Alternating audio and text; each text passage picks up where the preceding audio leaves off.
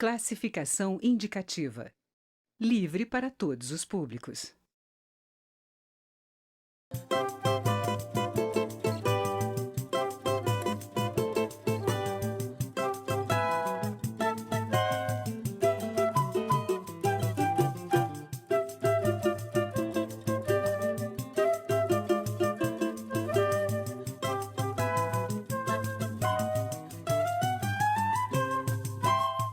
Na canção Sampa, Caetano Veloso se refere à roqueira Rita Lee como a mais completa tradução de São Paulo. Impossível falar da Bahia sem citar Jorge Amado. Curitiba não seria Curitiba sem Dalton Trevisan, sem Paulo Leminski. Pois aí Brasília não seria Brasília sem a poesia de Nicolas Ber, que dedicou toda a sua obra, ou pelo menos grande parte dela, uma vida inteira, a falar de Brasília. E o que é mais curioso, na maioria das vezes, a poesia do Nicolas é extremamente crítica à capital. Será que essa foi a forma que o poeta encontrou para declarar seu amor pela cidade? Bom, vamos saber da resposta agora, na palavra do próprio Nicolas. Seja bem-vindo, Nicolas, ao Caso das Palavras. Opa, um prazer estar aqui. Essa poesia crítica a Brasília foi mesmo o jeito que tu encontraste de dizer, poxa, cidade, eu gosto de ti, eu te amo? Porque é um amor irracível, um amor difícil, um amor crítico, né? Mas é um amor que tenta contribuir, que tenta colaborar, que tenta mostrar algumas coisas. Porque se você disser, ó, minha linda cidade, minha bela cidade, ó, que linda és, quer dizer, você não está contribuindo, não está colaborando, não está... Né? Então, a minha ideia é cantar a cidade, mas tentando melhorar o modelo, né? Porque nós somos cobaias de um experimento modernista, né? Quer dizer, de contribuir, né? De influenciar, de mostrar algumas coisas, né? Mas eu estava me lembrando aqui de um outro poeta, que é o Aldísio Filgueiras, lá de Manaus, que faz a mesma coisa com Manaus. Em todos os livros dele, ele bate duro em Manaus. E eu sei que o Aldísio é completamente apaixonado pela cidade dele. É uma obsessão poética minha, clara, Brasília, né? É uma obsessão muito visível, né? E é uma cidade instigante, instigadora, né? Uma cidade difícil, uma cidade que não se gosta assim na primeira vista, uma cidade que causa um estranhamento, né? Ela é única, não existe outra cidade no mundo com desenho, com uma ideia de Brasília, né? Então, é uma cidade extremamente racional no desenho, no formato, né? E isso instiga também uma certa irracionalidade, né? Uma certa irracionalidade. Realmente, eu comecei a escrever muito sobre Brasília e acabei preenchendo esse nicho, né, de falar da cidade. E como eu gosto muito da cidade... O Turiba, o poeta Turiba, uma vez eu perguntei para ele, escuta aí, sobre Brasília já tem uma poesia? Ele disse, tem Nicolas Ber. Quer dizer, a expressão seria usando a citação do Sampa, do Caetano com a Rita Lee, seria aplicável a você. Quer dizer, você é uma expressão da cidade, uma expressão poética de Brasília. Muito forte. Porque escrever sobre Brasília, não é que eu digo que é fácil, mas ela como é que ela é instigadora, como ela tem uma proposta racional, isso você cria associações irracionais também sobre isso, sabe? Quer dizer, você vai contra a linha, contra o traçado, contra o poder, contra a burocracia, quer dizer, a Brasília, eu acho que ela instiga uma certa rebeldia por ela ter sido imposta, colocada, aqui você vai morar, aqui você vai trabalhar, aqui você vai estudar, aqui você vai se divertir, né? E quando eu cheguei aqui me disseram assim... A cidade é toda setorizada? A cidade está pronta. Falei, como assim pronta? Eu cheguei aqui bem no início, né? Não, aqui é isso e aqui é aquilo. Falei, não, vamos humanizar isso, né? Vamos humanizar a maquete, né? Porque quando eu cheguei, Brasília era realmente uma cidade artificial. Não é mais, né? Mas era uma maquete viva, né? Agora, tematizar uma poesia, vamos chamar assim, a partir de uma cidade é um desafio muito grande. Você já teve medo de esgotar esse veio poético? É uma limitação, né? Porque você fica com estigma, assim, eu crio e eu me rebelo contra. Quer dizer, eu criei o rótulo, poeta de Brasília. Aí eu escrevo sobre Diamantino, escrevo sobre Cuiabá, ou escrevo uma poesia erótica, ou outros poemas, né? Mas dá uma sensação de pertencimento também, mas é limitador. Não é aquele cara que escreve sobre Brasília. E o que a gente quer realmente, eu acho, eu acredito, que o que vai acontecer, e vai demorar séculos, e já começou, dissociar Brasília da ideia de poder. Me dá uma alegria muito grande quando eu vou assim, ando por aí, pelo Brasil, Rio Grande do Sul, Rio Grande do Norte, um projeto do SESC, Arte da Palavra, muito bom.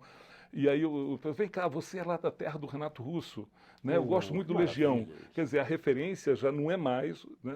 Podia. Né? Pô, eu tive lá na Ceilândia e vi o movimento hip hop lá que é muito bom, muito forte, do grafite, né? Quer dizer, as referências, né, vão mudando, né? Mas o que esse estigma é muito forte no imaginário coletivo, né? Eu sempre que eu ia nos lugares aí fora de Brasília, eu começava sempre minhas palestras assim, falando assim, gente, boa noite, eu sou de Brasília, mas juro que sou inocente. Então, Que virou uma camiseta. virou uma camiseta que já foi pirateada, está sendo pirateada, está sendo e tudo bem, mas fez muito sucesso essa camiseta, venderam muito por aí. Há uma poeta de Brasília, querida Angélica Torres, que diz no título de um livro dela, Poesia quer ser útil. Qual é a finalidade, qual é a função da poesia, Nicolas, Olha, num mundo como o de hoje? Vamos ver. A poesia nasceu para não servir para nada, né? Isso é quase um lugar comum. Mas eu, às vezes, vejo a poesia como um instrumento de felicidade, sabe? Porque a poesia é não é que é uma terapia, mas é um instrumento de felicidade. Escrevam vocês, escrevam muito, escrevam o tempo todo, né? E eu, fazendo um parênteses rápido, o Mário Quintana estava numa escola e falou: o que você acha, Mário Quintana, das pessoas escreverem poesia? Eu falei: escrever poesia é ótimo, é maravilhoso, escrevam muito, mas não me mostrem. Mas a gente está tão dentro da poesia como nós estamos dentro do oxigênio, né? A poesia está tão presente na nossa vida que a gente nem sente que a gente, por exemplo, respira. E a poesia está muito presente, está o tempo todo presente. Eu conheço pessoas que são extremamente cristãs, religiosas cristãs, que dizem não gostar de poesia. Eu digo, mas espera aí, você não leu Gênesis?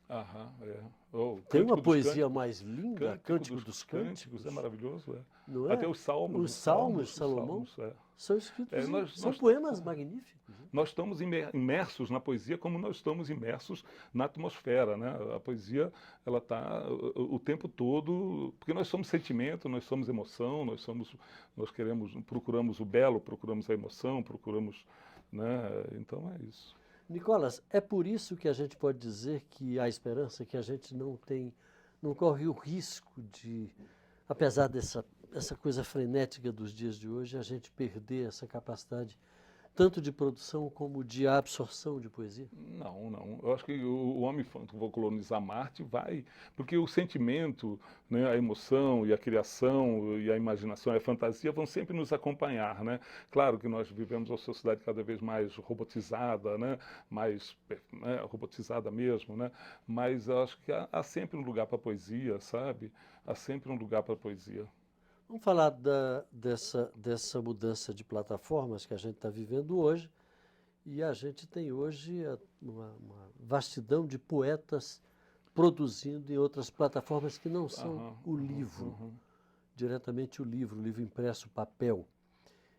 Como é que você vê essa nova poesia, vamos chamá-la assim, que hoje circula aí por dentro dos bits e bytes da internet? Eu vou dizer que vale o que está escrito.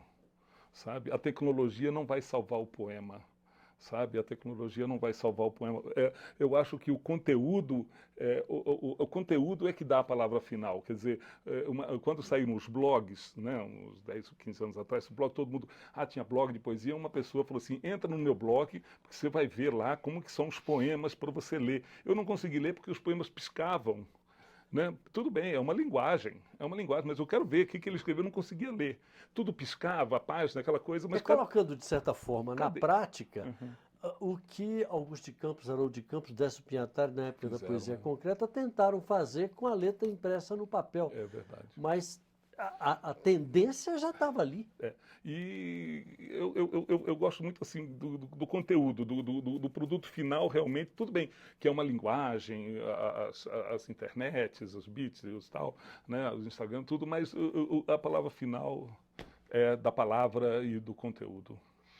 Nicolas, e com relação à tua trajetória? Eu me lembro que você começou com a poesia mimeógrafa. Você publicava os livrinhos, vendia nos bares de Brasília, etc, etc. Mas você nunca admitiu o rótulo de poeta marginal. Marginal, sim. Né? Poeta, sim. Marginal, não.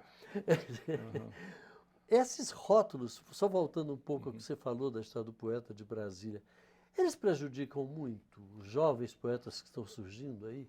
Se o rótulo prejudica? Sim. O rótulo é um limitador, mas as pessoas rotulam para entender, para classificar e para localizar. Você é assim, você é isso, e você, né? Quer dizer, é uma tendência humana, é muito humano. Você quer, logo você rotula, você dá a ele bota ele numa tendência, bota ele, né? Então, prejudica, mas a internet realmente é uma revolução, né? E que chegou para ficar e que aumentou muito o acesso à poesia. No nosso tempo, quando não tinha internet, por exemplo, eu queria ler um livro, eu tinha que ir numa biblioteca ou pedir para alguém tirar xerox e mandar para mim pelo correio, demorava 15 dias. Né? Você tem um livro do Leminski? Tenho. Manda um para mim, 10 dias para chegar. Né? Hoje você vai no seu celular e você acessa. Então, as pessoas têm muito mais acesso, né, à literatura, à poesia, hoje, muito mais. É uma coisa fantástica. Você percebe que as pessoas estão lendo mais ou menos poesia nos dias de hoje? Poesia leem, mas poesia sempre foi assim, não vou dizer que é um nicho muito especial, porque não é, mas poesia sempre teve um estigma. A poesia tem um estigma. Ela tem uma coisa assim, que a poesia é uma coisa impenetrável e hermética, e impenetrável e incomunicável, né? Quer dizer, isso afasta muito as pessoas da poesia, né? Que a poesia é uma coisa que não... Eu chegava com os livrinhos de poesia e falei, não, obrigado, eu não vou entender. Vocês são muito loucos, essa cabeça de vocês... Então, mas... e justamente o contrário, né? A poesia mais incrível é mais simples, né? Porque o simples é o complexo resolvido. E é muito difícil chegar na poesia simples. O Mário Quintana, né, que eu adoro, né, quer dizer, a simplicidade dele é muito mais fácil ser hermético, muito mais fácil ser complexo, hermético, incompreensível, incomunicável e tal. Mas o simples não é fácil, não. Escrever difícil é fácil. Escrever fácil é que é difícil. Então, Nicolas B., você, quando chegou aqui, estava com esse livro, abriu na minha frente. Então, esse é o primeiro exemplar. É o primeiro exemplar que eu recebi hoje. Saiu, que ainda não saiu, está saindo aqui. Está saindo, Está saindo aqui no Caso das Palavras.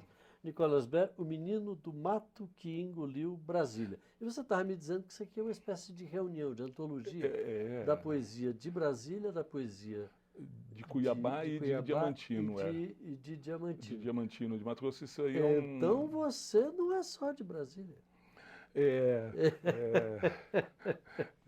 Mas esse livro é bem completo, eu acho que é o meu livro mais completo, por uma editora de Cuiabá, Entre Linhas. Mas eu tenho uns 3, 4 livros sobre Brasília que eu estou trabalhando neles para os próximos anos.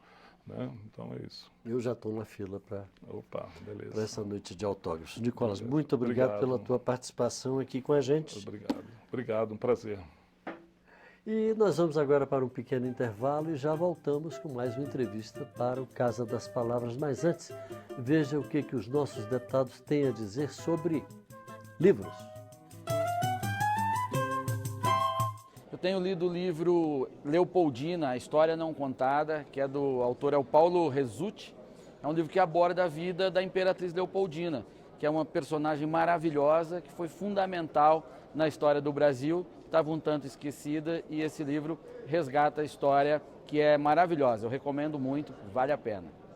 Olha, a minha paixão pela leitura foi despertada quando ainda era molequinho, pouco mais de 10 anos, e uma professora indicou o livro da Odete Motte, M-O-T-T, As Aventuras do Escoteiro Bila. Um moleque chamado pela mãe para almoçar e rejeitar o almoço porque queria concluir a leitura. Foi muito marcante para mim.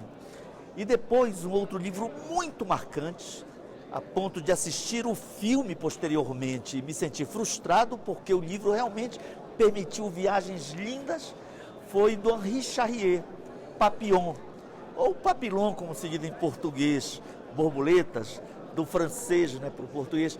Esse livro realmente é muito interessante, muito marcante.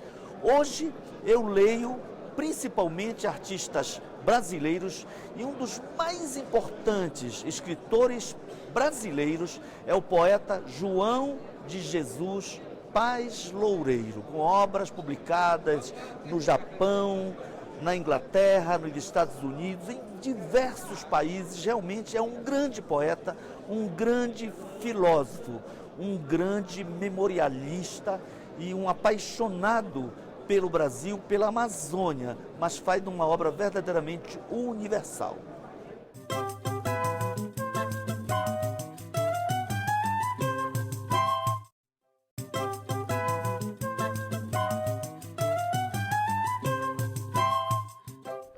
Olá, ela é escritora, é trans, é negra, nasceu na periferia e é de lá que ela arranca sua poesia, sempre de forma performática, corporificando cada palavra que escreve ou diz. A alagoana Kika Sena, radicada em Brasília, é a nossa entrevistada de hoje do Casa das Palavras. Kika Sena, obrigado por vir ao Casa das Palavras. Eu começo te perguntando aquilo que a gente estava conversando ali há pouco. Como é que a poesia chegou a você, ou você que chegou até a poesia?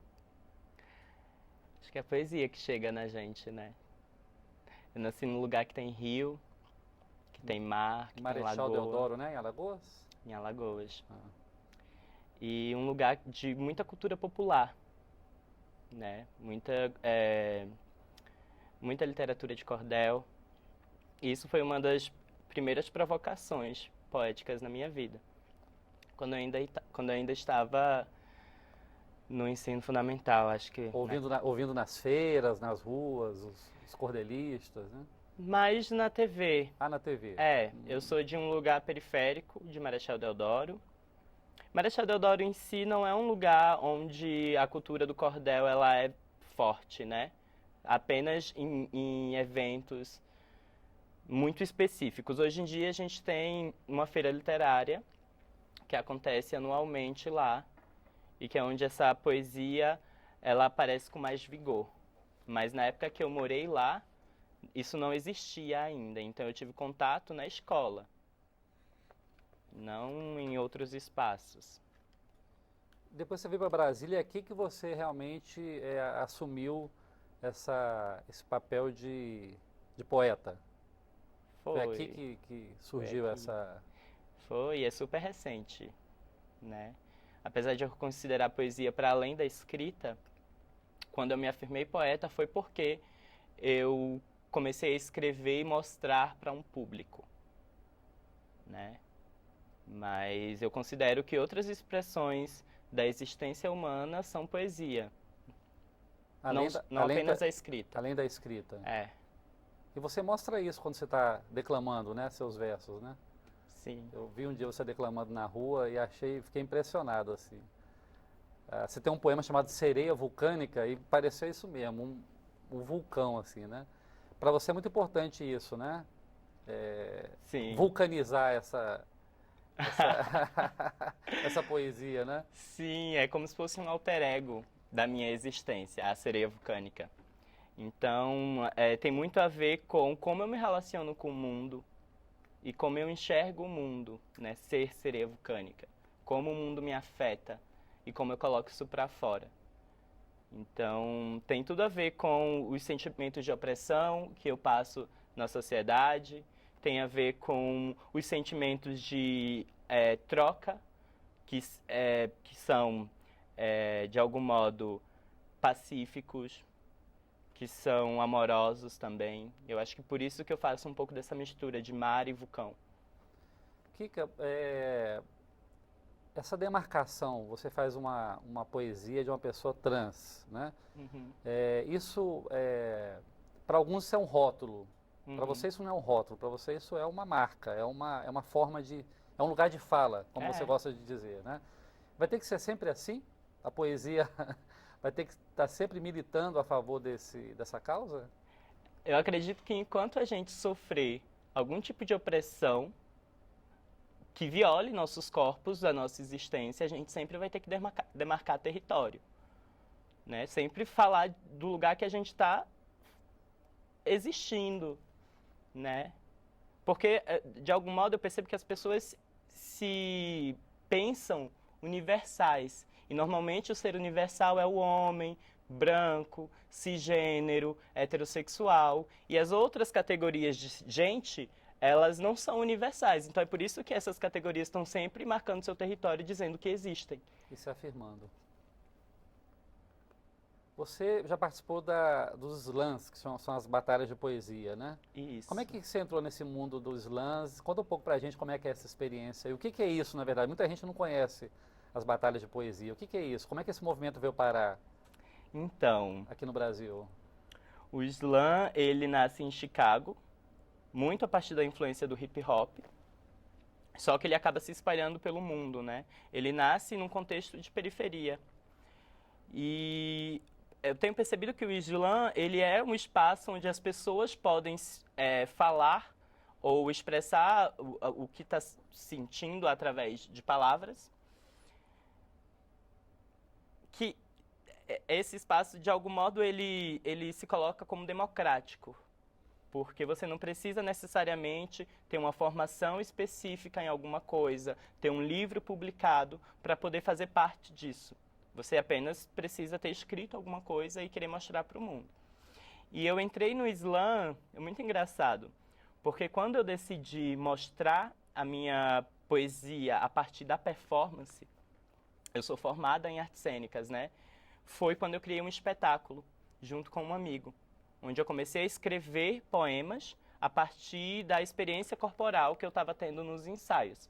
Então, um determinado movimento me gerava uma sensação, e a partir dessa sensação eu tirava alguns sons da minha boca, e isso se transformava em poesia. E aí eu decidi, junto com ele, apresentar esse espetáculo na rua, em formato de performance. E a gente foi apresentando na Praça da Torre, de TV, no Setor Comercial Sul, e num desses encontros, eu acabei conhecendo a Tatiana Nascimento, que é dona da editora onde eu publiquei Periférica, e aí ela me convidou para participar do júri de um slam. Eu nem sabia o que era slam. E aí eu fui participar, eu achei maravilhoso.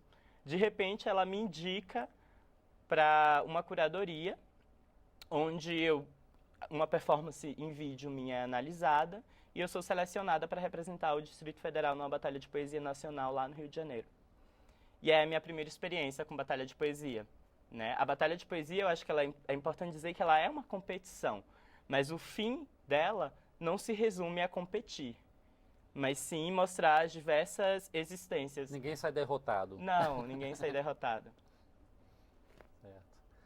O que eu queria que você falasse um pouco Você está produzindo um livro novo, né? Tô. Depois desse Periférica, você já escreveu mais coisa e está com o Sim. livro pronto para ser publicado, né?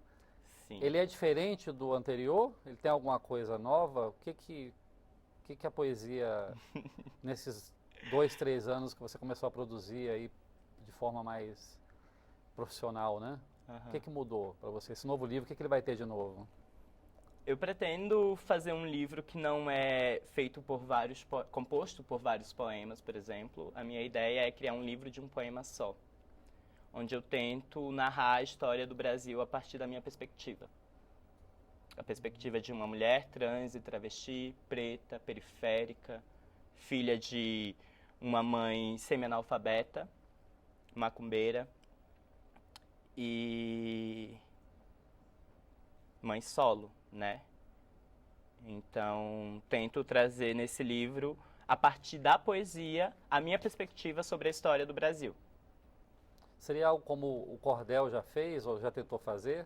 O Cordel faz muito isso, contar histórias, contar fatos históricos, né? É muita inspiração no Cordel que você teve para fazer isso aí, ou não? Não, porque eu não pretendo seguir uma sequência rítmica. Então, a minha ideia é não separar em estrofes, é seguir um poema de uma estrofe só, com muitos versos que eu não sei quantos tem até o momento. Você podia declamar para a gente um poema, Posso. aquele que você falou há pouco aí. Você faz pra gente? Faço. Me atacaram pelas costas. Tacaram pedra em mim. Tacaram pedra na minha cabeça. Tacaram pedra na minha cara. Tacaram pedra na minha boca. Tacaram pedra no meu sorriso. Depois, me seguraram, me amarraram, tacaram fogo em mim, tacaram fogo no meu cabelo tacaram fogo na minha pele, tacaram fogo nos meus olhos, tacaram fogo na minha respiração. Logo, não puderam me conter.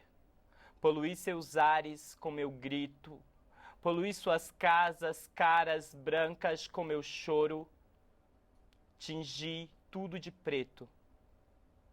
Sou brasa forte, tição um pós-apocalíptico pior que deuses ditadores. Não mexe, não mexe, não mexe comigo não, que a dor, eu sei reagir. Kika, como é que você vê a questão da poesia na periferia hoje, das grandes cidades brasileiras, né?